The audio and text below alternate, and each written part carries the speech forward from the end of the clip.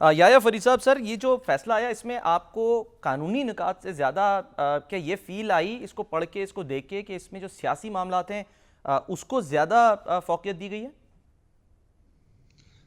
देखिए 12 जुलाई का जो शॉर्ट ऑर्डर था उसको उधर से ये कहानी शुरू होती है। मेरे ख्याल में पाकिस्तान की लीगल तारीख में ये ऑर्डर जो है और आज की जो जजमेंट है वो एक कोई अच्छी लेगेसी क्रिएट नहीं करेगी। इनफैक्ट इंस्टीट्यूशंस के अंदर इन फाइटिंग बढ़ाएगी और बल्कि इससे तो आगे आप ये भी कह सकते हैं कि विद इन वन इंस्टीट्यूशन भी एक इन फाइटिंग नजर आती है। खास तौर पर अगर आप जस्टिस अमीनुद्दीन और नईम अख्तर अगवान की जो डाइसेंटिंग नोट है, जिसको आज के जजमेंट के अंदर मंसूर अली शाह ने भी रेफर किया, आप अगर आप उनके डाइसेंटिंग नोट को भी देखें तो बहुत इंपॉर्टेंट इश्यूज ऑफ लॉ को उठाया गया है। और यकीनन ये लगता है कि सुप्रीम कोर्ट ऑफ पाकिस्तान के 8 मेंबर जो ये जजमेंट आई है उसके अंदर उनके जवाब नहीं दिए गए और ये बड़े इंपॉर्टेंट है। देखें, ये पहली बार हो रहा है कि सुप्रीम कोर्ट ऑफ पाकिस्तान जो है वो एक ऐसे केस के अंदर फैसला एक ऐसी पार्टी के लिए कर रही है जो ना तो इलेक्शन कमीशन के सामने पार्टी थी, ना हाई कोर्ट के सामने पार्टी थी, ना सुप्रीम कोर्ट के सामने पार्टी थी।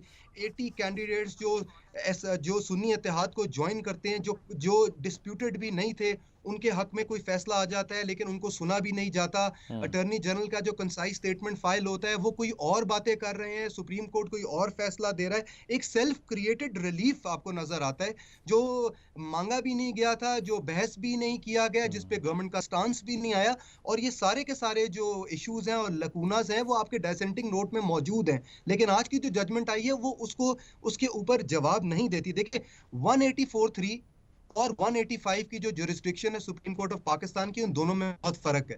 184(3) के अंदर सुप्रीम कोर्ट के पास वाइड रेंजिंग पावर्स होती हैं कि जो मर्जी वो रिलीफ ग्रांट कर दें, लेकिन 185 के अंदर वो it's an appeal, and appeal के अंदर there are issues of law and there are issues of fact that the supreme court of Pakistan has to decide.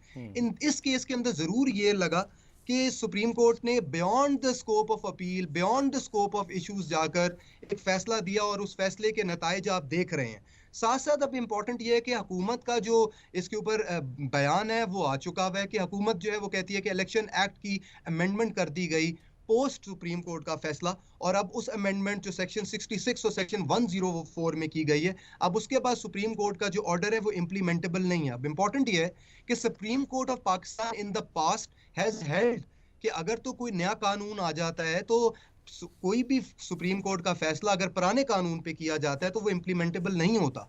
तो अब तो या तो ये है कि सुप्रीम कोर्ट ऑफ पाकिस्तान पहले इन इलेक्शन अमेंडमेंट्स को अल्ट्रा वायरस डिक्लेयर करे और अल्ट्रा वायरस डिक्लेयर करने के बाद फिर कोई कंटेम्प्ट की प्रोसीडिंग शुरू हो।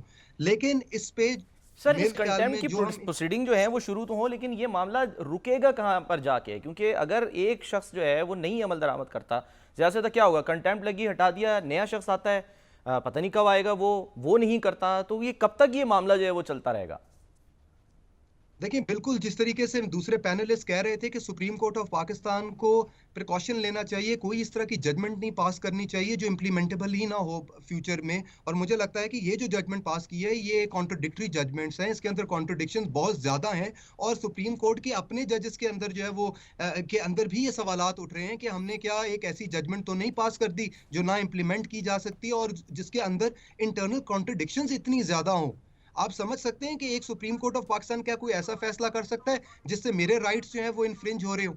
तो लेकिन इस केस के अंदर तो वो जो 80 रिटर्न कैंडिडेट से आपने उनके राइट्स को डिसाइड कर दिया, लेकिन ना तो उन्होंने कंटेस्ट किया था, ना तो उन्होंने वो राइट मांगा था, ना तो उन्होंने वो डिबेट की थी, और ना दूसरी पार्टी को कभी तो कोई मौका मिला कि उसके ऊपर कोई बात कर सकता हो। तो सुप्रीम कोर्ट का ये जो फैसला है, जैसे मैंने कहा, लेगेसी अच्छी क्रिएट नहीं करता, इंस्टीट्यूशंस में एक इन फाइटिंग को डेवलप करता है और इंस्टीट्यूशंस के अंदर जो है वो एक क्लैश डेवलप होता है। याया फरीद साहब, सर जो मामला है तरमीमी ऑर्डिनेंस का, इसमें हमने देखा कि जस्टिस काजी फ़ायज़ ईसा साहब, ये वो चीफ़ जस्टिस जिन्होंने मुख्तलिफ़ मौक़े पर ये तक कहा कि जी ऑर्डिनेंस लाना जो है वो पार्लियामेंट की तौहीन है, और अगर ऐसा किया जा रहा है तो फिर पार्लियामेंट को ताला लगा दिया जाए, बंद कर दिया जाए।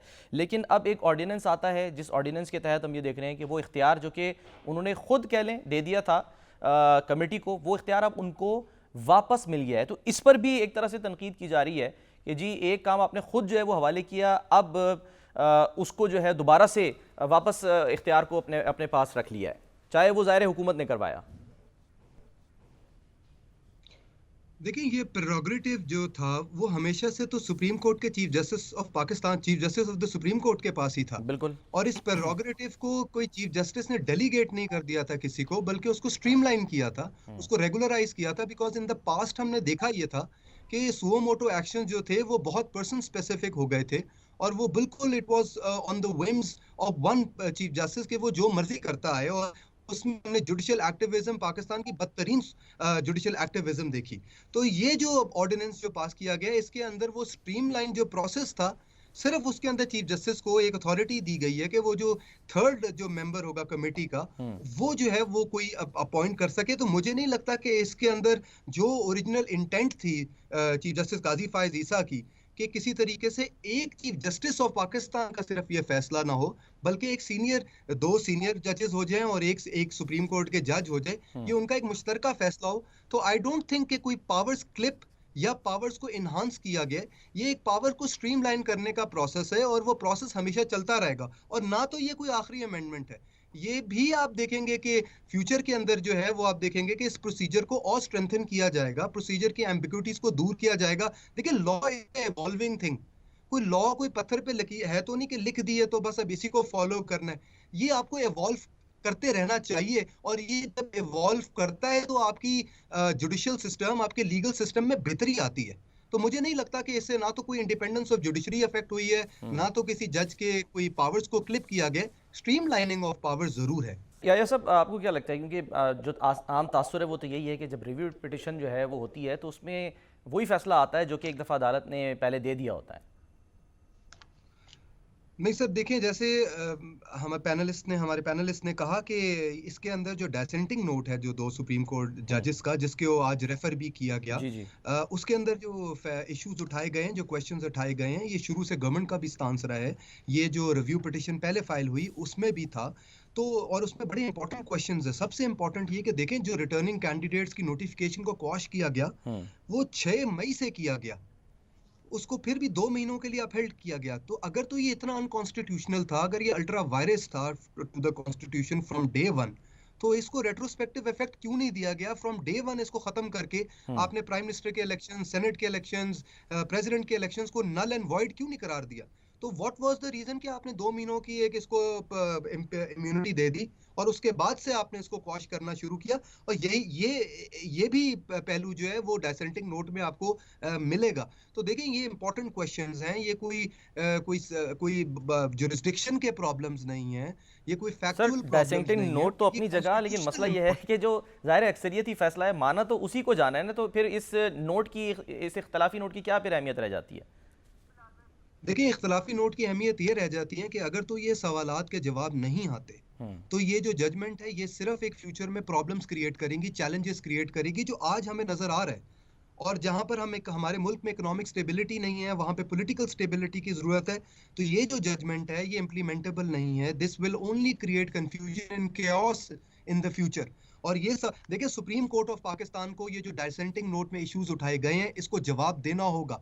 अगर तो वो रिव्यू पिटिशन में इनका जवाब दे देती है और वो भी मेजॉरिटी से अपहेल्ड हो जाता है, तो वो फिर गवर्नमेंट के पास कोई ऑप्शन नहीं रहेगा बट इम्प्लीमेंट करना, अनलेस एंड अनटिल वो जो इलेक्शन एक्ट की अमेंडमेंट की गई है उसके ऊपर जो है गवर्नमेंट अपना स्टांस क्रिएट करती है। बट सुप्रीम कोर्ट एक अच्छा प्रेसिडेंट सेट करेगी अगर तो जो डिसेंटिंग नोट में इश्यूज उठाए गए हैं उसका जवाब अगर आए, बिकॉज ये इंपॉर्टेंट क्वेश्चंस ऑफ लॉ हैं। इनको आंसर किए बगैर आप इतना बड़ा रिलीफ नहीं दे सकते, वरना जरूर सुप्रीम कोर्ट पे ये चैलेंज आएगा कि आपने कॉन्स्टिट्यूशन की शक्ल बदल दी है।